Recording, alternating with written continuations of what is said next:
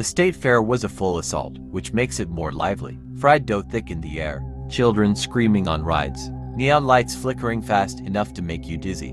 My friends went ahead to grab food, but the noise started pressing on my skull, so I slipped away for a quiet moment. The Centennial Wheel, which is the tallest Ferris wheel in the state, seemed like the calmest place left. It was late, almost closing time. The air had that strange mix of exhaustion and leftover excitement. I stepped into one of the enclosed glass cabins, grateful for the quiet. The attendant was just about to lock the door when a man jogged up. "Wait, hold up, buddy," he shouted, breathless. "Lost my group. Mind if I jump in?" He was thin, maybe mid-40s, with a cheap baseball cap pulled low and shadows under. His eyes like he hadn't slept in days. His hands trembled slightly, not from the cold, but from something else. I nodded, trying to be polite. He slid into the seat across from me, and the attendant sealed the door with a loud metallic clunk. The wheel began to rise, slowly lifting us away from the buzzing fairground. The noise faded until it was nothing but wind and the steady, metallic groan of machinery.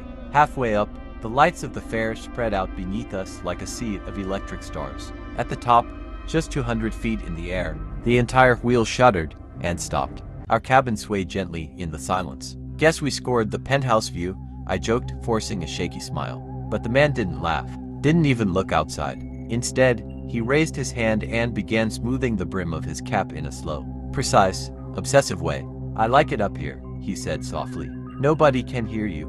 A cold ripple ran down my spine. Trying to distract myself, I checked my phone. A notification lit the screen. It was a news alert forwarded by a friend. It says urgent, Highway 40 killer still at large. Last seen near County Fair. The thumbnail image showed a man in a dark hoodie and a baseball cap. Slowly, I lifted my eyes. Across from me was man in a dark hoodie with a baseball cap. I lowered my phone brightness and opened the article. The description matched perfectly. Thin build, restless hands, constantly fidgeting with his cap, and worst of all, a crescent-shaped scar above his left eyebrow. My heart slammed against my ribs. In the cabin's dim reflection, I saw it. The thin, pale crescent scar just under the brim of his cap. The Highway 40 killer was sitting 4 feet away from me in the Centennial Wheel, and I had nowhere to run. I locked my phone and tried to breathe normally. Though my lungs felt stiff. "Something wrong, Elias?" he asked. My blood iced suddenly. How do you know my name?" The man smiled. It was the first real expression he'd shown, and it was horrifying. He reached into his hoodie pocket and pulled out a worn black wallet. He flipped it open. My ID stared back at me. "Your wallet slipped out when you sat down," he said. "Thought I'd see who I was riding with. Helpful to know someone's details, especially their home address." He tucked the ID away. The air in the cabin thickened until every inhale felt like a struggle. "You know," he continued, leaning forward slowly, "people think being up here makes them safe. They scream, they beg, they bang on the glass, but it's useless. Nobody hears a thing, and the only way out is down." As he spoke, he tilted his head slightly, studying me the way someone might observe an animal cornered in a cage. Then the cabin jolted. The wheel groaned back to life. He clicked his tongue. "Shame."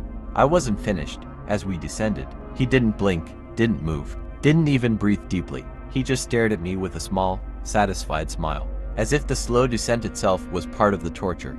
I counted the rotations. Each one brought us closer to the ground, closer to him standing behind me in the dark, crowded fair, closer to whatever he planned next. The crowd below looked normal. Laughing kids, families with snacks, teens taking pictures, but I wasn't going back into a fair. I was walking straight into a hunt. He didn't take out a knife because he didn't need one. In a crowd, surprise was enough. A shove, a grab, a hand over my mouth. When the cabin finally reached the platform, the attendant moved toward the door latch. My chest tightened because it was the last moment of safety. Behind me, the man whispered, "Don't run too fast, Elias. I'm good at catching people." The latch clicked, the door eased open, and I stepped into the fair knowing a killer was only inches behind me, blending into the crowd like a shadow with my name in his pocket. And I can't scream because I know he might have accomplice and they know my address.